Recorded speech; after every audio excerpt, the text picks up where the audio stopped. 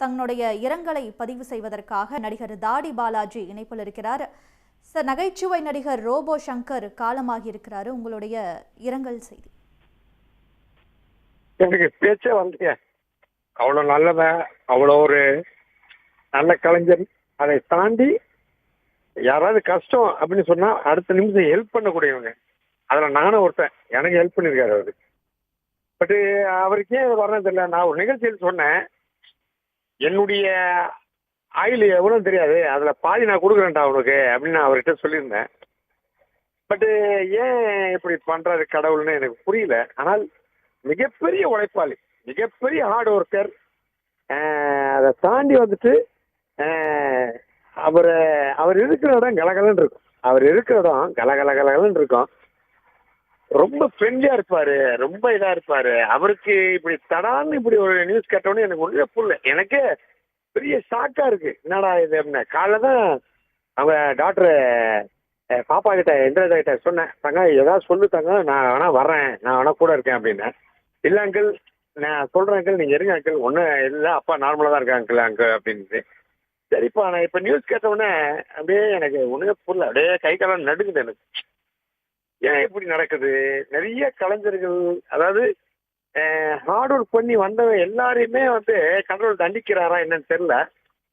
அதுல பாத்தீங்கன்னா robot சங்கருடைய heart ஒர்க்லாம் ரொம்ப அதிகம், ரொம்ப அதிகம்.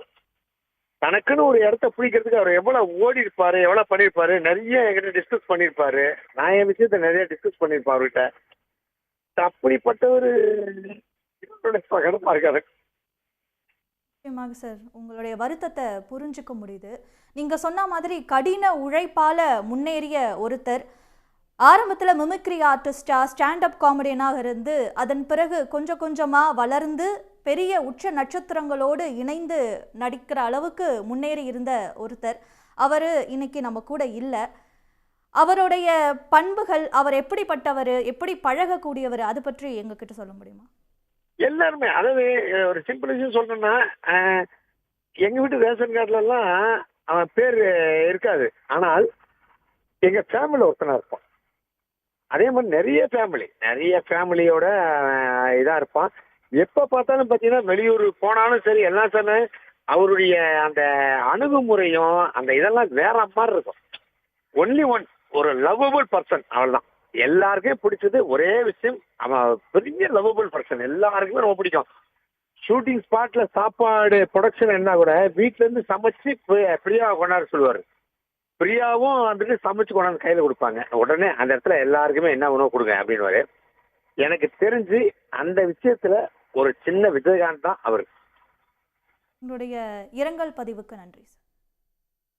உடனுக்குடன் செய்திகளை தெரிந்து கொள்ள சன் நியூஸ் பெல் ஐகானை கிளிக் பண்ணுங்க.